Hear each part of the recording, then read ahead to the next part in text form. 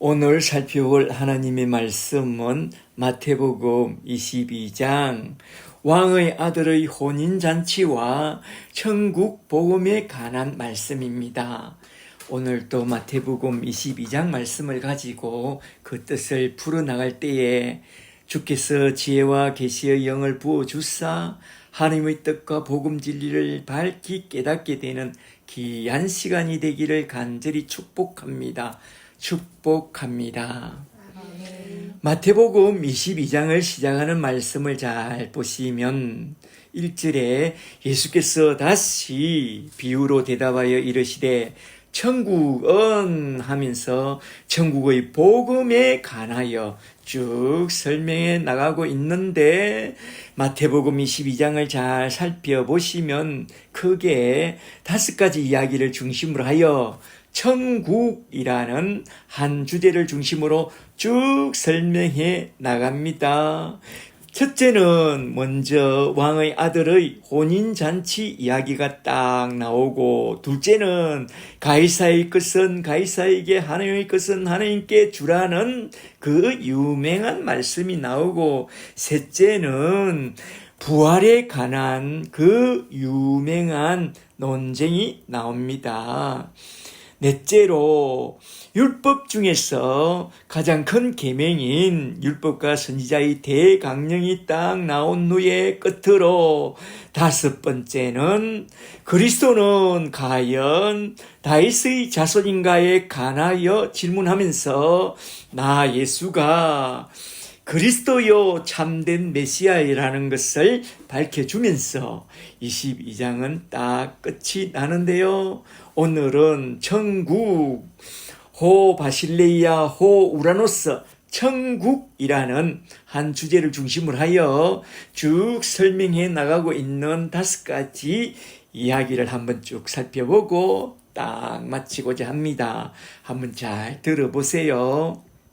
첫째로 먼저 첫 번째 대지로 넘어가서 마태복음 22장 1절부터 14절에 나온 왕의 아들의 혼인잔치부터 한번 쭉 살펴보고 넘어가고자 합니다. 먼저 22장 1절부터 좀 보세요. 1절에 예수께서 다시 비유로 대답하여 이르시되 천국은 하면서 시작합니다. 잘 보세요. 여기서 예수님이 다시 비유로 대답했다는 이 말씀은 앞에서 몇 개의 비유로 대답해 오다가 다시 이 비유로 대답했다는 그런 말씀인데요. 이게 무슨 말씀이냐? 한번 잘 들어보세요. 예수님이 공생애 중에서 마지막 유월절을 지내기 위하여 예루살렘 성에 입성하여 낙이 타고 입성하죠. 성전에 들어가서 매매하는 자들의 상을 다 둘러엎고 거기에 걸터 앉아 한마디 딱 하죠.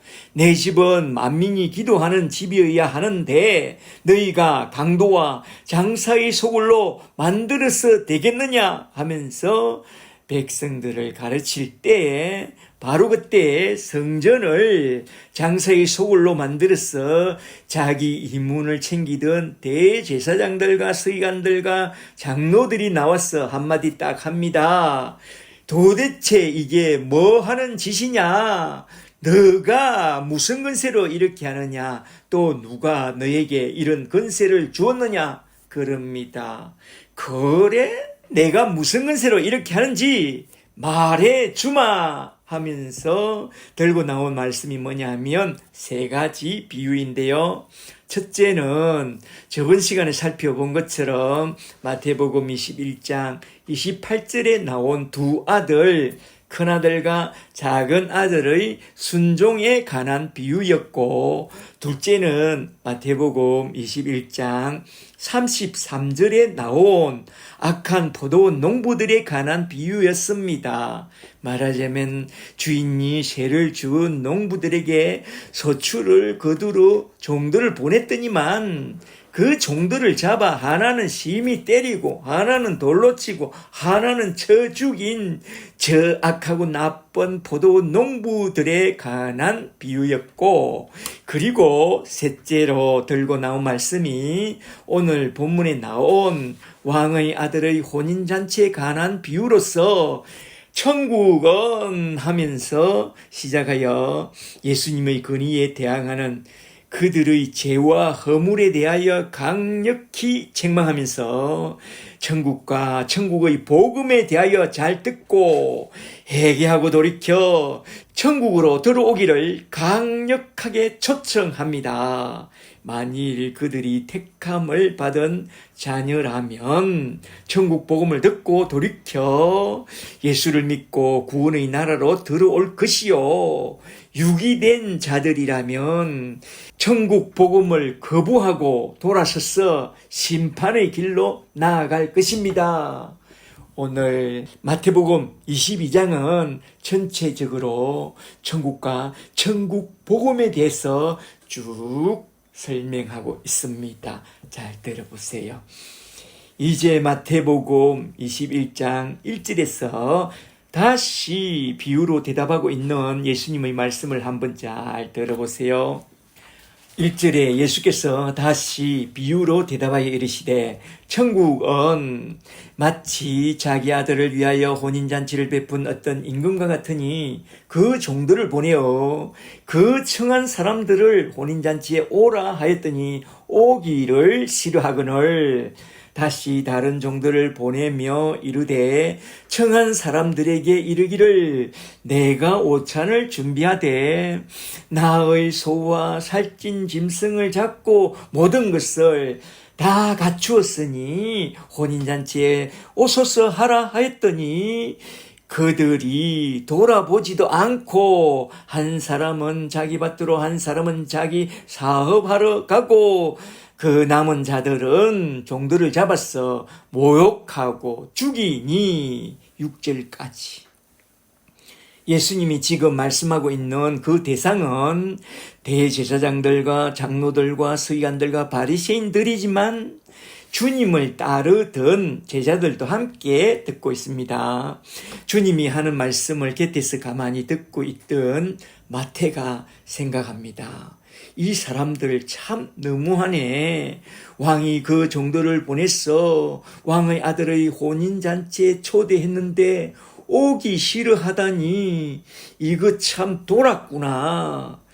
왕이 인자하게 다시 다른 종들을 보내서 초청했더니 돌아보지도 않고 그 종들을 잡아서 모욕하고 죽여버리다니 이건 해도 너무하네. 아니, 왕의 아들의 혼인잔치에 참여하는 게 그렇게도 싫은가? 아니면 왕이 그렇게도 꼴보기 싫은가? 도대체 왜 이 양반들이 이러지?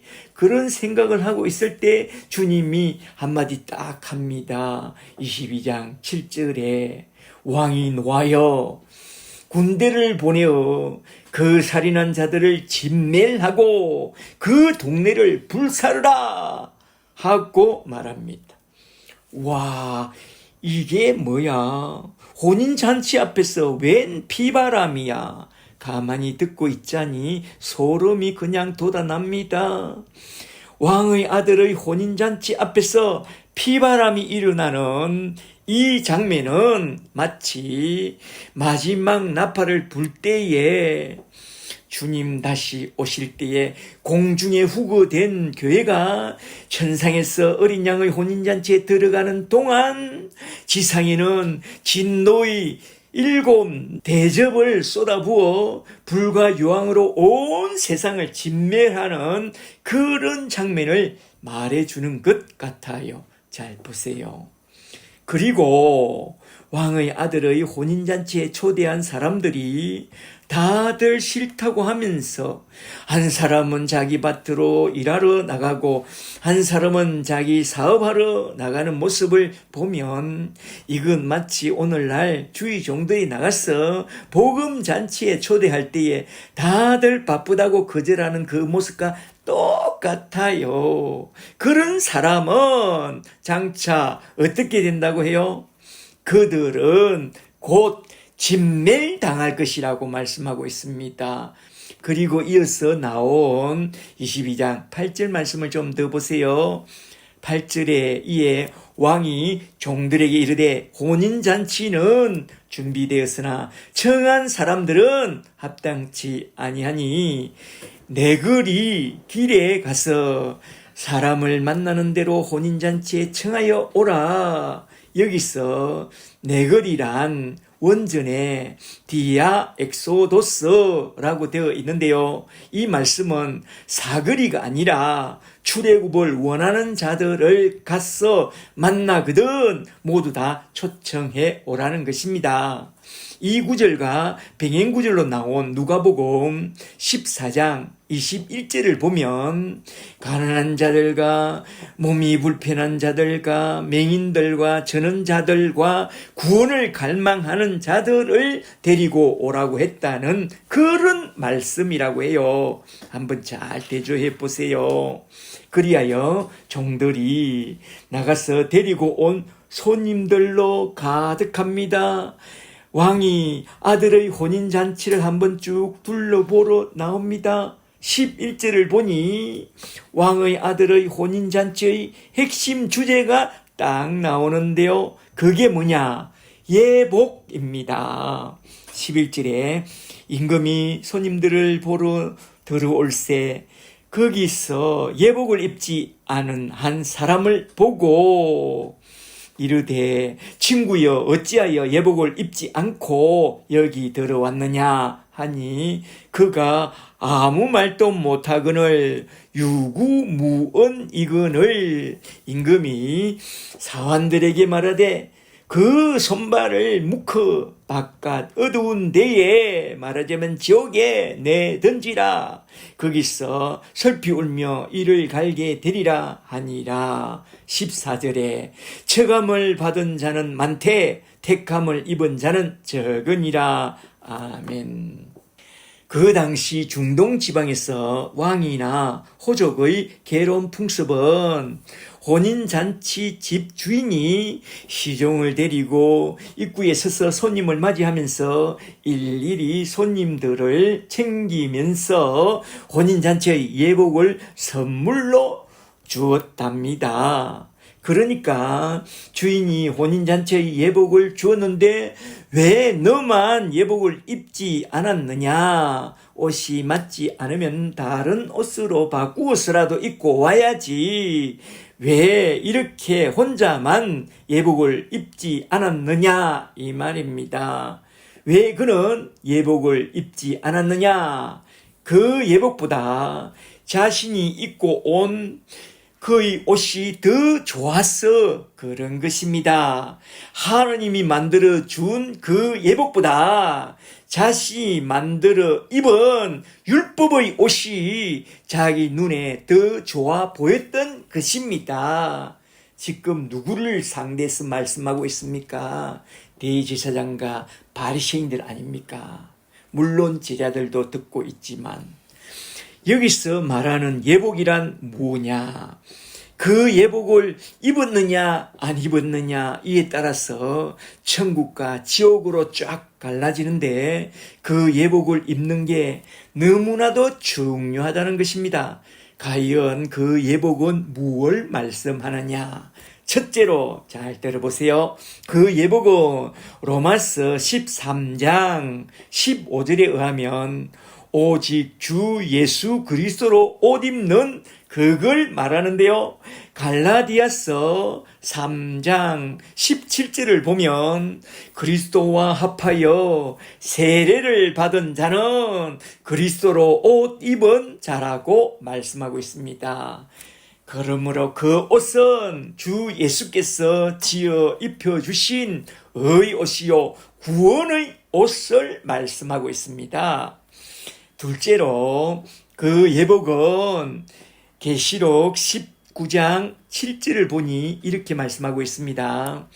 계시록 19장 7절에 우리가 즐거워하며 크게 기뻐하며 그에게 영광을 돌리세 어린 양의 혼인기약이 이르렀고 그의 아내가 자신을 준비하였으므로 8절에 그에게 빛나고 깨끗한 세마포 옷을 입도록 허락하셨으니 여기서 잘 보세요. 그의 아내가 자신을 위하여 준비한 옷은 8절을 보니 빛나고 깨끗한 세마포 옷으로서 그에게 입도록 허락한 그런 옷이라고 해요. 주님이 입도록 허락해 주신 빛나고 깨끗한 세마포의 흰 옷은 무엇일까요? 잠시 계시록 7장 9절 말씀을 좀 보세요. 계시록 7장 9절에 이 일 후에 내가 보니 각 나라와 족속과 백성과 방언에서 아무도 능히 셀 수 없는 큰 무리가 나와 세마포 흰옷을 입고 손에 종려가지를 들고 보좌 앞과 어린 양 앞에 서서 큰 소리로 외쳐 이르되 구원하심이 보좌에 앉으신 우리 하나님과 어린 양께 있도다 하고 크게 외치는 이 큰 무리를 잘 보세요. 이들은 이스라엘 자손의 각 지파 중에서 구원받은 14만 4천 명 외에 여러 나라와 족속과 백성과 방언에서 구원받은 그런 자들인데요. 14절을 보니 이 흰옷 입은 자들은 큰 환란에서 나온 자들이요 어린 양의 피에 그 옷을 씻어 희게 된 그런 자들이라고 딱 말씀하고 있습니다. 주님의 신부들이 입게 될 빛나고 깨끗한 세마포의 흰옷은 예수님의 핏부림을 통해서 우리 주님이 친히 준비해 주신 그런 구원의 옷을 말씀하고 있는데요. 그 옷이 천국 혼인잔치의 예복이라는 것입니다. 이 구원의 예복을 입지 않은 자는 저 바깥 어두운 데 지옥에 던져지게 된다는 거요. 말하자면 천국 혼인잔치에 들어가기를 원한다면 이 예복부터 반드시 입어야 한다 이 말입니다. 그렇다면 누가 그 예복을 입게 되느냐? 청함을 받은 자가 아니라 택함을 받은 자가 입게 되는데 베드로전서 1장 2절에 의하면 하나님 아버지의 미리 아심을 따라 성령이 거룩하게 하심으로 순종함과 예수 그리스도의 핏부림을 얻기 위하여 택하심을 받은 자들이 이 예복을 받아 입게 되고요. 로마서 8장 29절에 의하면 로마서 8장 29절에 하나님이 미리 아신 자들과 또한 그 아들의 행성을 본받기 위하여 미리 정한 자들이 이 예복을 입게 되어 있다고 해요. 잠시 로마서 8장 30절을 좀 보세요. 로마서 8장 30절에 또 미리 정하신 그들을 또한 부르시고 부르신 그들을 또한 의롭다 하시고 의롭다 하신 그들을 또한 영화롭게 하사 주님이 친히 그 구원의 옷을 입혀 주신다고 그렇게 말씀하고 있습니다. 잘 보세요. 주님이 친히 입혀주신 구원의 예복. 그렇다면 나는 과연 천국 혼인잔치에 합당한 그 구원의 예복을 받아 입고 있느냐? 나를 자신을 돌아보세요. 청함을 받고 교회에 들어왔다면 먼저 십자가에서 흘리신 예수의 피로 만들어주신 구원의 예복을 반드시 받아 입어야 합니다. 그렇지 않으면 구원의 나라에 들어갈 수 없습니다. 저와 여러분은 오늘 또 선포되는 예수 십자가의 복음을 잘 듣고 십자가 위에서 만들어 놓은 구원의 예복을 잘 받아 입고 저 천국으로 다 들어가게 되시기를 주 예수 그리스도의 이름으로 간절히 축복합니다. 축복합니다. 이렇게 첫째 대지에서 말하는 천국 혼인잔치의 예복인 구원의 옷을 입은 자는 그 남은 때를 어떻게 살아가야 하느냐, 이에 대하여 한번 좀 더 살펴봐야 하겠는데요. 다음 대지로 넘어가서 잘 보세요. 이제 두 번째 대지로 넘어가서 마태복음 22장 15절부터 22절에 나온 말씀, 가이사의 것은 가이사에게, 하나님의 것은 하나님에게 주라는 그 유명한 말씀을 한번 좀 살펴보도록 하겠습니다. 하늘에 속한 신분과 우리는 이중국적을 가지고 있죠. 땅에 속한 신분을 갖고 있습니다.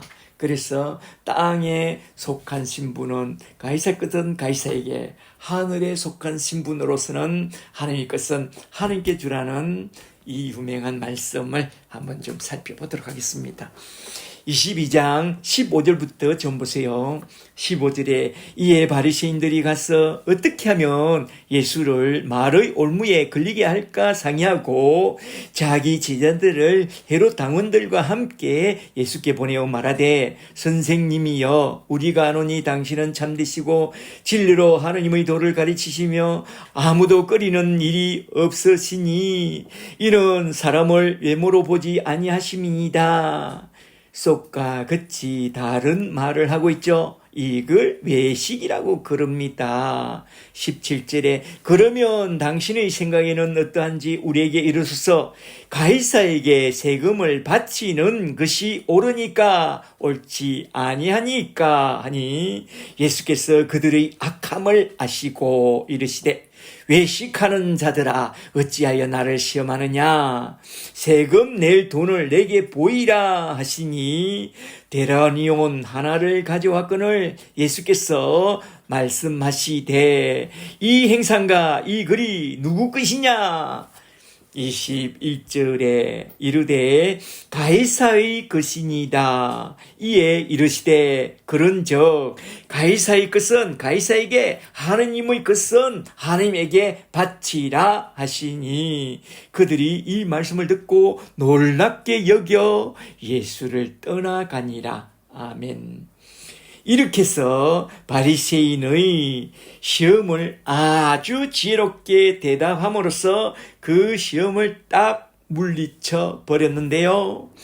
여기서 우리가 하나 깊이 생각해 보고 넘어가야 할 말씀은, 가이사에게 세금을 바치는 것이 옳은가에 관한 말씀, 세금에 관한 문제를 한번 좀 생각해 보고 넘어가고자 합니다. 한번 잘 들어보세요. 세금에 관한 문제는 사무엘 선지자 때에 세워놓은 성경에 나온 그런 제도라는 것을 아세요? 잠시 사무엘상 8장 4절을 좀 보세요. 사무엘상 8장 4절에 이스라엘 모든 장로가 모여 사무엘에게 나와서 우리에게도 왕을 세워달라고 청합니다. 6절 후반절에 보니 그때 사무엘이 그것을 기뻐하지 아니하여 기도하니 여호와께서 사무엘에게 말씀합니다. 백성이 너에게 한 말을 다 들어주라. 그들이 너를 버림이 아니요 나의 왕됨을 버려 자기들의 왕이 되지 못하게 함이라. 아유. 그러므로 그들의 말을 듣되 너는 그들에게 엄히 경고하고 그들을 다스릴 왕의 제도를 가르치라. 그리하여 사무엘은 그들을 다스릴 왕의 제도를 쭉 가르쳐 주는데요. 15절에서 그들의 곡식과 포도원의 11조와 아울러 또한 소와 양떼의 11조를 거두어서 왕에게 세금으로 내도록 법으로 딱 정해줍니다. 이렇게 해서 하나님이 그 백성들에게 왕국의 조세 제도를 딱 정해줍니다. 본래 잘 들어보세요. 이스라엘 자손은 유월절 어린 양의 피로 구원받은 제사장 나라의 백성이었습니다. 출애굽하여 홍해를 건너 시내산에 도착했을 때 출애굽기 19장 5절에서 선포한 하나님의 말씀을 잘 들어보세요. 출애굽기 19장 5절에 세계가 다 내 것이요 내게 속하였나니 너희가 첫째로 내 말을 잘 듣고 둘째로 내 언약을 잘 지키면 나도 너희 말을 잘 듣고 너희를 잘 지켜주리니 너희가 내게 대하여 제사장 나라가 되며 밑줄 짝 제사장 나라가 되며 거룩한 백성이 되리라. 이렇게 해서 하나님과 이스라엘 자손은 시내산 아래서 피의 언약을 맺고 이스라엘 나라는 제사장 나라가 됩니다. 이스라엘의 왕은 오직 여호와 하나님뿐이요 왕의 율법을 잘 전해주는 제사장만 있으면 충분한 그런 제사장 나라가 된 것입니다. 그런데 하나님 외에 또 다른 왕을 세워달라고 했으니 하나님도 사무엘도 그 기분이 참으로 언짢았던 것이죠. 그렇지만 언젠가는 그들이 왕을 세워달라고 할 것을 하나님이 미리 다 아시고 신명기 17장 14절에서 다음과 같은 4가지 조건 아래서 그 왕을 세우라고 했습니다. 첫째로 왕은 마병을 많이 두지 말고, 둘째로 아내를 많이 두지 말고, 셋째로 은금을 많이 쌓아 두지 말며, 넷째로 특히 그 왕위에 오르거든 이 율법서를 등사하여 평생에 자기 옆에 두고 읽어 하나님 여호와를 경외하며 율법의 모든 말씀과 모든 규례를 다 지켜 행하게 하라고 강력하게 명령했습니다. 드디어 사무엘 시대로 딱 넘어왔어.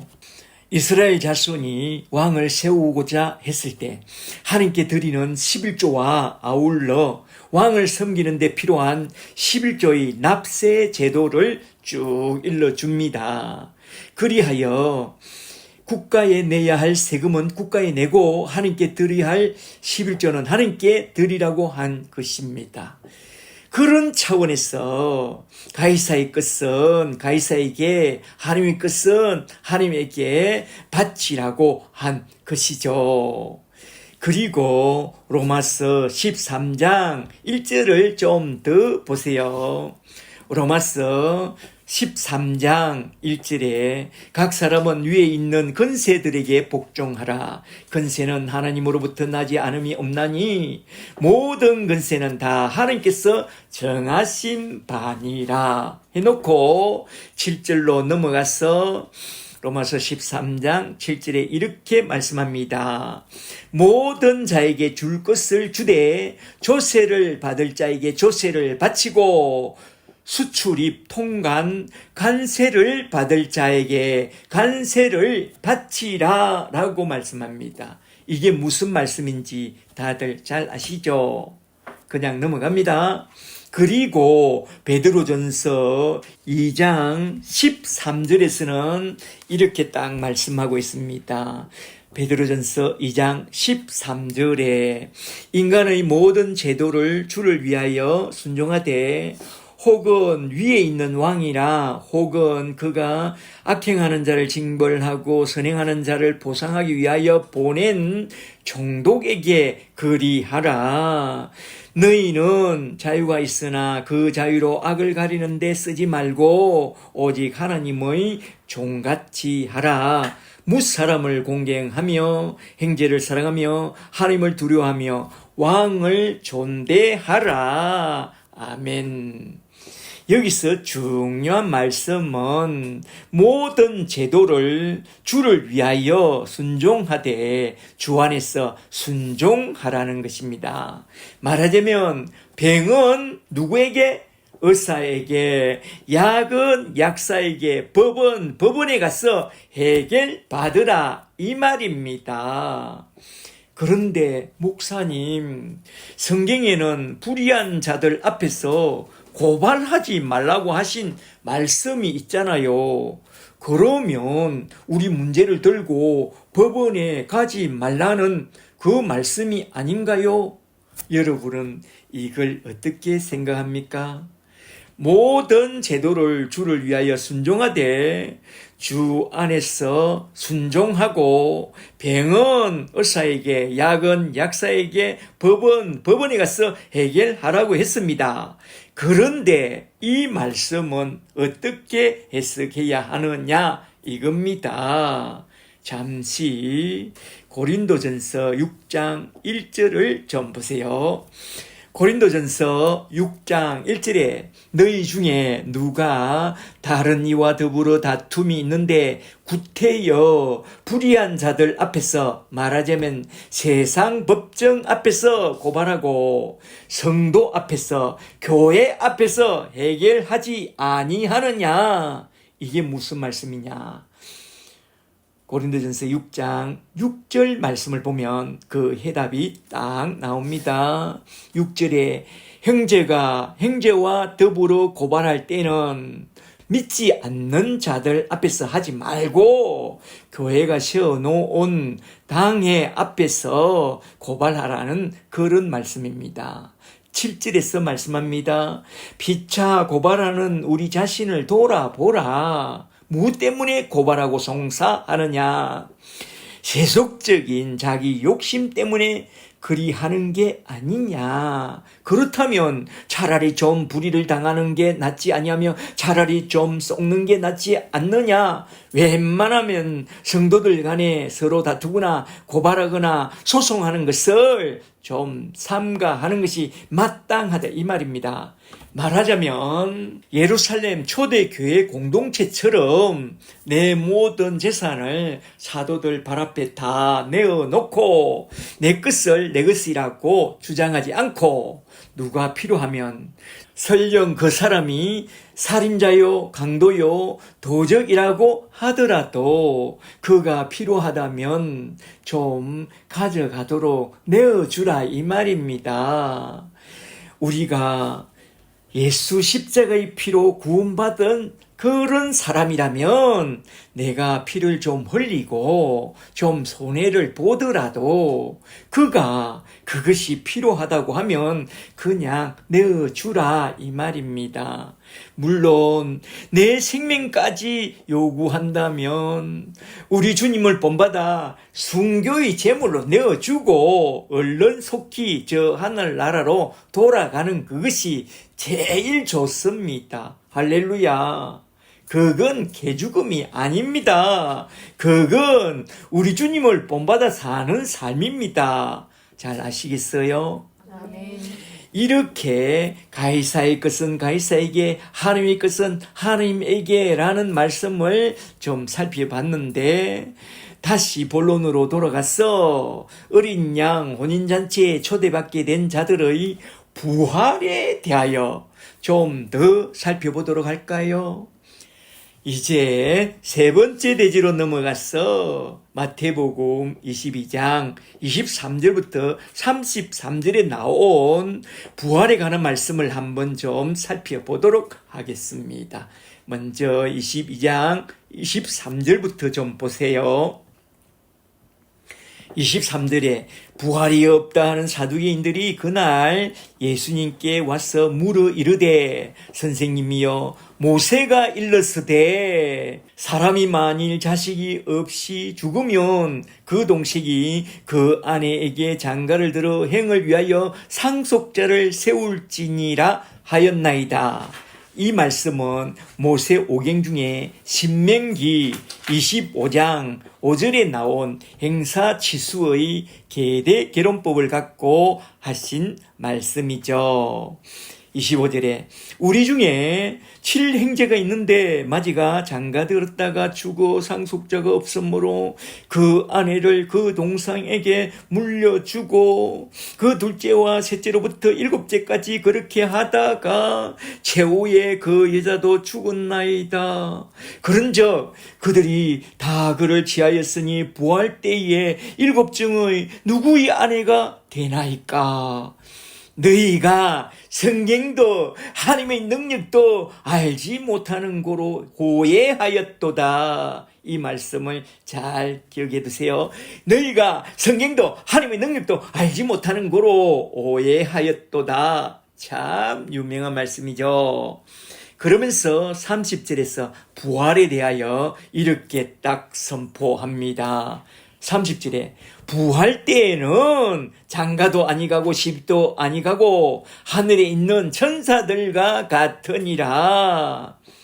죽은 자의 부활을 논할진대 너희가 모세오경으로 물었으니 나도 모세오경의 말씀으로 대답하겠다. 출애굽기 3장 15절에서 하나님이 너희에게 말씀하신 바 나는 아브라함의 하나님이요 이삭의 하나님이요 야곱의 하나님이로라 하신 것을 읽어보지 못하였느냐. 하나님은 죽은 자의 하나님이 아니요 살아있는 산자들의 하나님이니라.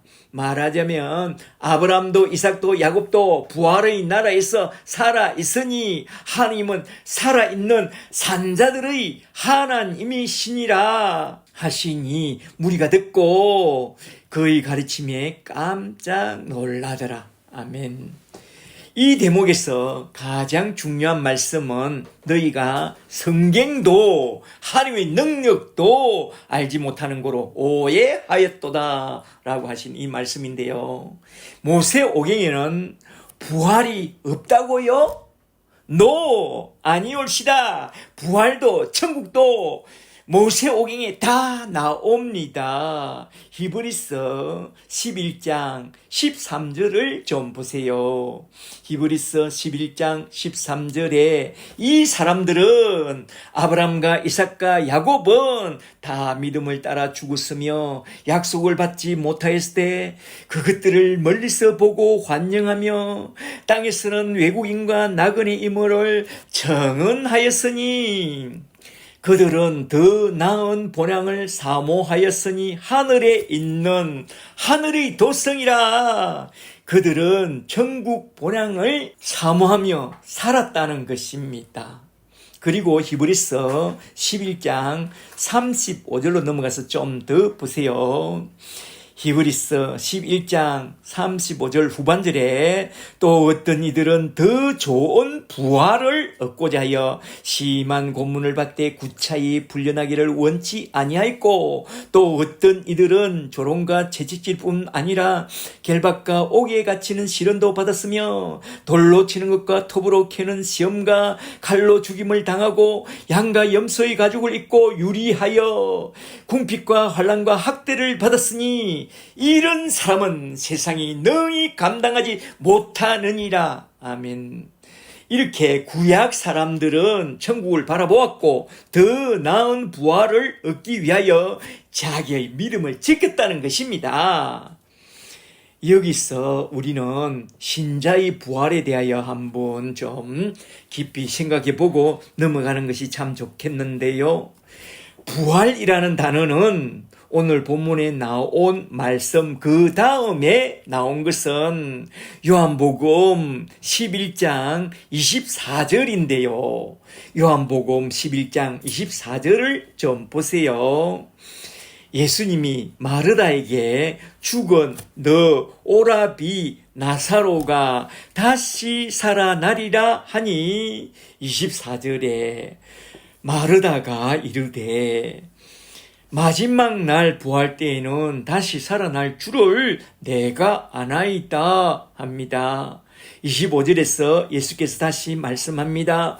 나는 부활이요 생명이니 나를 믿는 자는 죽어도 살겠고 무릇 살아서 나를 믿는 자는 영원히 죽지 아니하리니 이것을 너가 믿느냐? 이러한 부활을 너는 믿으라 라고 말씀하고 있습니다. 부활이란 무엇이냐? 기독교 신앙의 핵심 진리가 십자가와 부활인데요.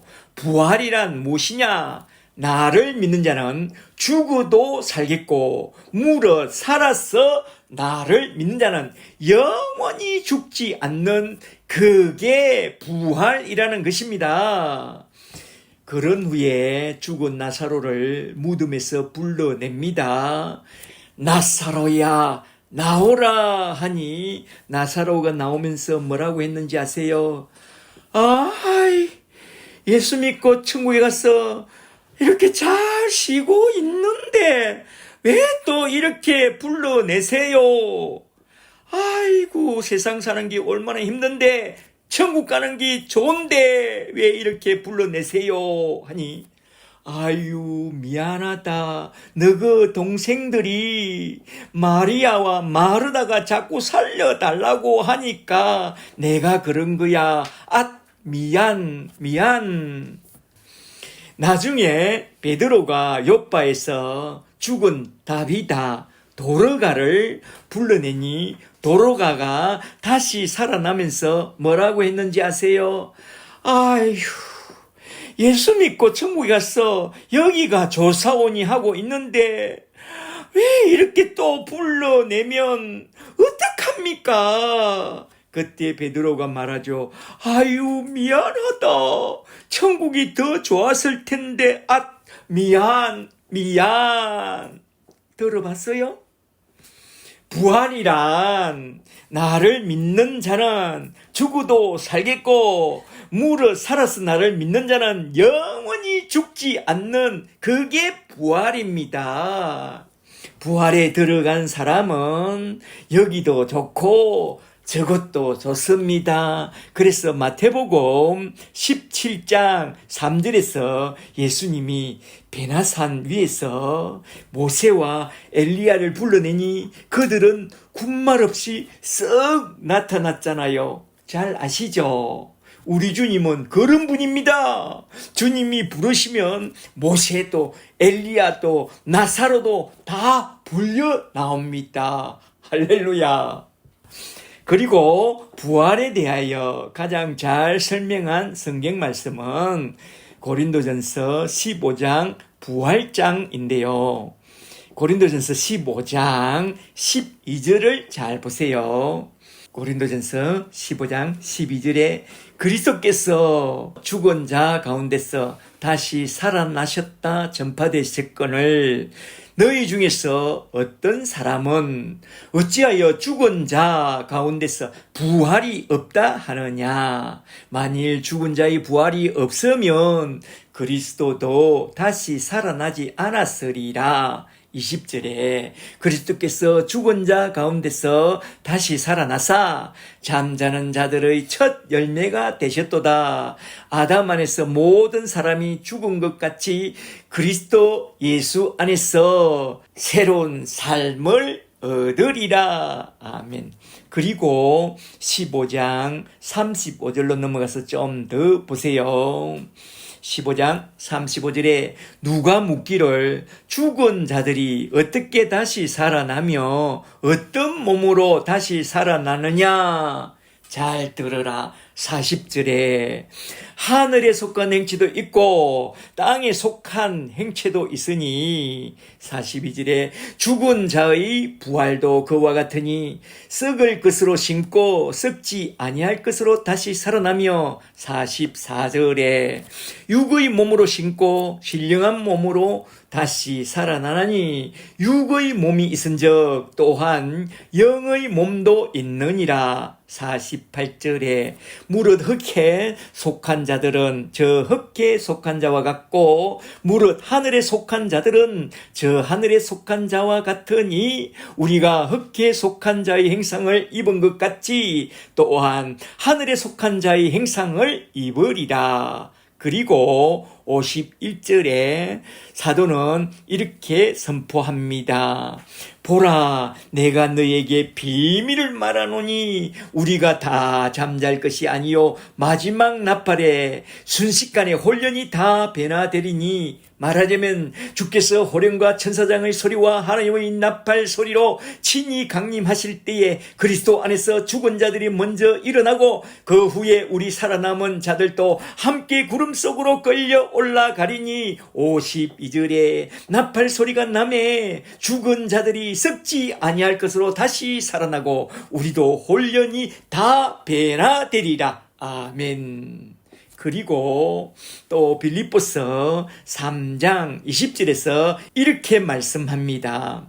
빌립보서 3장 20절에 그러므로 우리의 시민권은 하늘에 있는지라 거기로부터 구원하는 자 주 예수 그리스도를 기다리노니 그는 만물을 자기에게 복종하게 하실 수 있는 자의 역사로 말미암아 우리의 낮은 몸을 자기의 영광의 몸의 행체와 같이 변화시켜 주시리라. 아멘. 그리하여 왕의 아들 어린 양의 혼인잔치에 들어가서 영원히 주와 함께 영원히 살리라. 아멘. 그런 부활의 영광을 아는 자는 어떻게 살아가야 하느냐? 로마서 8장 17절에서 이렇게 말씀합니다. 로마서 8장 17절에 자녀이면 또한 하나님의 상속자요 그리스도와 함께한 상속자이니 우리가 그와 함께 부활의 영광을 받기 위하여 고난도 함께 받아야 할 것이니라. 18절에 생각하건대 현재의 고난은 장차 우리에게 나타날 영광과 좋게 비교할 수 없도다. 할렐루야. 네. 이런 부활의 영광에 대한 소망을 가진 자는 그의 남은 때를 어떻게 살아가야 하느냐? 주님은 그 다음 구절에서 너희는 이러한 사랑 안에서 살아가야 한다고 딱 선포하고 있는데요. 한번 잘 들어보세요. 이제 네 번째 대지로 넘어가서 마태복음 22장 34절부터 40절에 나온 예수님이 선포한 율법과 선지자의 대강령에 대하여 한번 좀 살펴보고 딱 넘어가도록 하겠습니다. 22장 34절부터 좀 보세요. 예수께서 사두개인들로 대답할 수 없게 하셨다 함을 바리새인들이 듣고 모였는데 그 중의 한 율법사가 이 율법사란 주석을 보니 서기관을 말한대요. 한 율법사가 예수를 시험하여 묻되 선생님 율법 중에서 어느 계명이 크니까? 이와 병행구절로 나온 마가복음 12장 28절을 보면 서기관 중의 한 사람이 부활에 대하여 변론하는 것을 듣고 예수께서 참 잘 대답하신 줄 알고 나와 모든 계명 중에 첫째가 무엇입니까? 하고 묻고 있습니다. 왜 그리 물었느냐?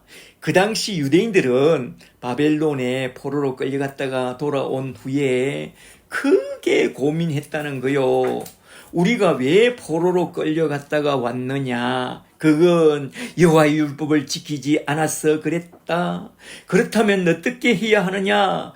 모세오경을 다시 연구하여 율법을 좀 더 온전하게 지키고자 하여 큰 운동이 일어났으니 그게 바로 바리새파 운동이었습니다. 그리하여 그들은 모세오경에서 하지 말라라는 율법 조항을 뽑아내니 365개요.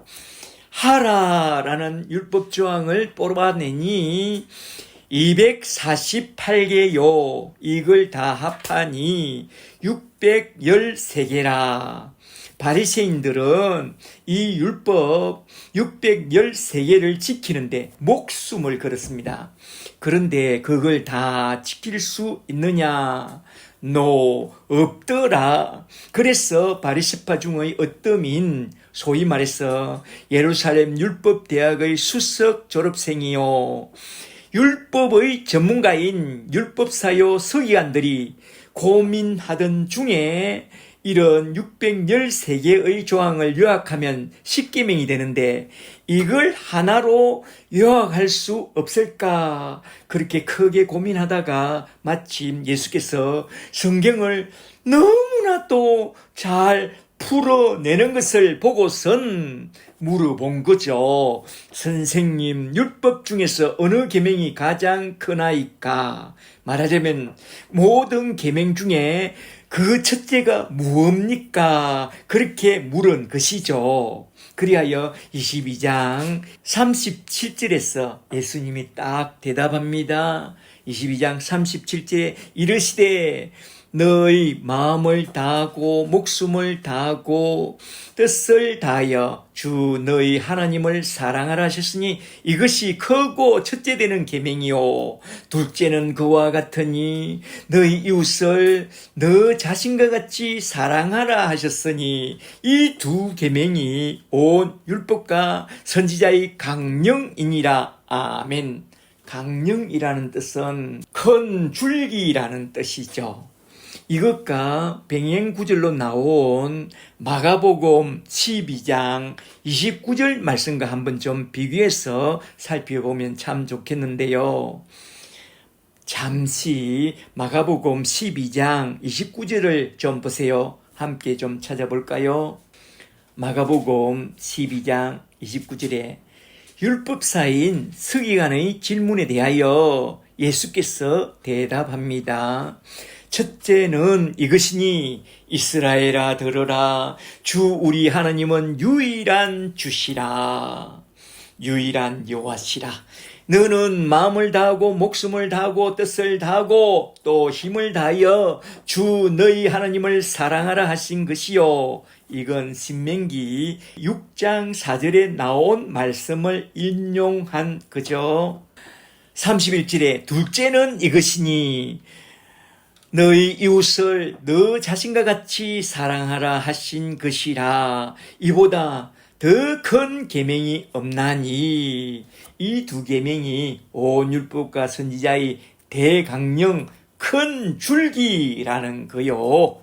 32절에 서기관이 이르되 선생님이여 옳소이다 하느님은 한 분이시요 그 외에 다른 이가 없다 하신 말씀은 참이니이다.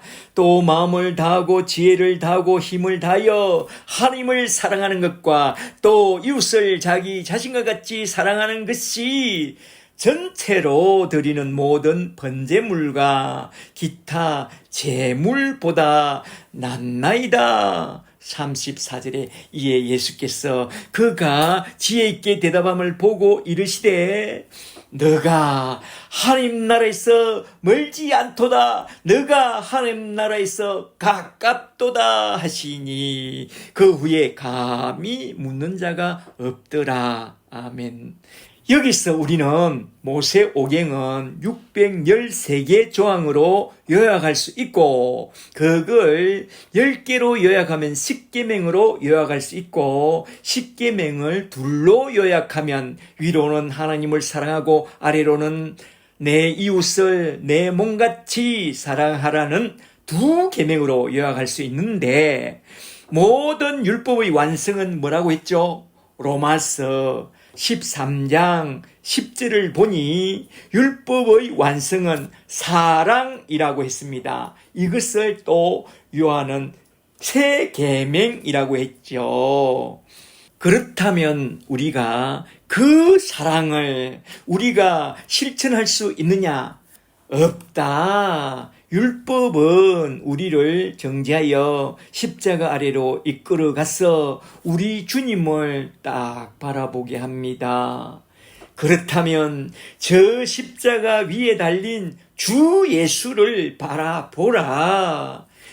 주 예수 그리스도는 위로는 하나님의 뜻을 온전히 이루어 내려고 십자가에 달렸고, 아래로는 죄인을 저희 죄에서 구원하려고 십자가에 달려 죽음으로써 율법의 완성인 하나님의 사랑과 이웃의 사랑을 온전히 다 이루어 내었다. 지금 주님은 장차 저 십자가 위에서 모든 계명을 다 이루어낼 그 사랑을 이렇게 두 개로 딱 선포한 것입니다.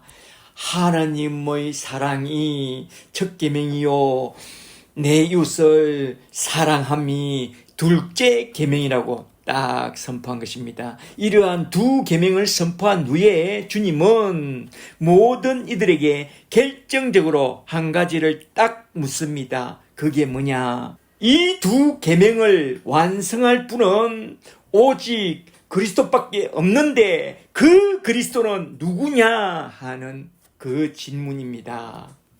이제 다섯 번째 대지로 넘어가서 끝으로 마태복음 22장 41절부터 45절에 나온 예수님의 질문, 그리스도는 과연 누구신가 하는 이 질문을 한 후에 돌이켜 내가 그 그리스도라고 선포한 말씀을 한번 좀 살펴보고 딱 마치고자 하는데요. 22장 41절부터 좀 보세요.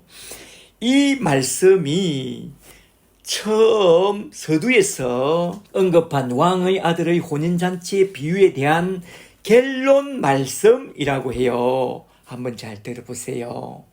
41절에 바리새인들이 모였을 때에 예수께서 그들에게 물으시되 너희는 그리스도에 대하여 어떻게 생각하느냐? 누구의 자손이냐? 대답하되 다윗의 자손이니이다. 그러면 다윗이 성령에 감동되어 어찌 그리스도를 주라 칭하였느냐? 44절에 시편 110편 1절에서 주께서 내 주께 이르시되 내가 너희 원수를 너희 발 아래 둘 때까지 너는 내 우편에 앉아 있으라 하였도다. 다윗이 그리스도를 이렇게 주라 칭하였은저 어찌 그의 자손이 되겠느냐 하시니 한마디도 능히 대답한 자가 없고 그날부터 감히 그에게 묻는 자도 없더라. 아멘. 주님이 인용한 다윗의 시편 110편 1절 말씀을 좀 보세요. 시편 110편 1절에서 다윗이 말합니다. 여호와께서 내 주께 말씀하시기를 내가 너희 원수들로 너희 발판이 되게 하기까지 너는 내 우편에 앉아 있으라 하였도다. 성부께서 성자에게 그렇게 말씀하셨다는 것입니다. 이게 무슨 말씀이냐? 이게 너무나 중요한 말씀인데요. 이게 결론 말씀인데요. 이것만 좀 살펴보고 딱 마치고자 하는데요. 잘 들어보세요. 이 시편 말씀은 첫째로 주님이 초림하여 십자가 위에서 그의 원수들을 밟아버린 후에 자기 백성들의 죄를 정결케 하는 일을 마치시고 하늘 보좌 우편에 앉게 될 것을 예언한 그런 말씀이요. 둘째는 주님이 재림하여 택한 자기 백성들을 공중으로 끌어올려 어린 양의 혼인잔치에 다 데리고 들어가는 동안에 온 세상을 심판하러 내려오사 모든 죄인들을 자기 발등상 아래 모아 불로 심판할 것을 말씀하신 그런 예언의 말씀이라는 것입니다. 말하자면 공중에서는 휴거를 받은 택함 받은 자녀들이 어린 양의 혼인잔치에 다 들어가고 그날의 지상에서는 온 세상을 진멸할 일곱 대접을 확 쏟아 부을 것이라는 그런 말씀이라는 것입니다. 이 이야기는 마태복음 22장 서론에서 언급한 왕의 아들의 혼인잔치에 대한 결론 말씀인데요. 이렇게 주님은 서론에서 왕의 아들의 혼인잔치 이야기로 시작해서 주님께서 재림하사 온 세상을 진멸하실 그런 이야기로서 아주 논리적으로 22장 말씀의 결론을 이렇게 딱 맺고 있습니다. 잘 보세요. 마태복음 22장은 천국과 천국 복음에 대한 하나의 이야기라는 것입니다. 잘 아시겠죠?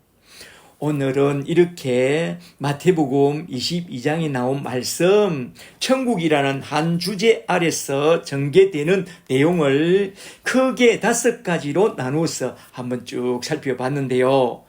서론부터 결론까지 쭉 전개되고 있는 천국에 관한 5가지 이야기를 하나하나 잘 기억해 두시고, 오늘도 내일도 천국 혼인잔치, 곧 어린 양의 혼인잔치에 참여하게 될 그 부활의 날을 소망하면서 이 땅 위에서 우리의 남은 때를 어떻게 살아가야 할 것인가를 깊이 생각하며, 살아도 주를 위해, 죽어도 주를 위해, 사나 죽거나 주를 위해 살다가 우리 주님 앞에 다 들려 올라가는 그런 예수의 사람들이 다 되시기를 주 예수 그리스도 이름으로 간절히 축복합니다. 축복합니다.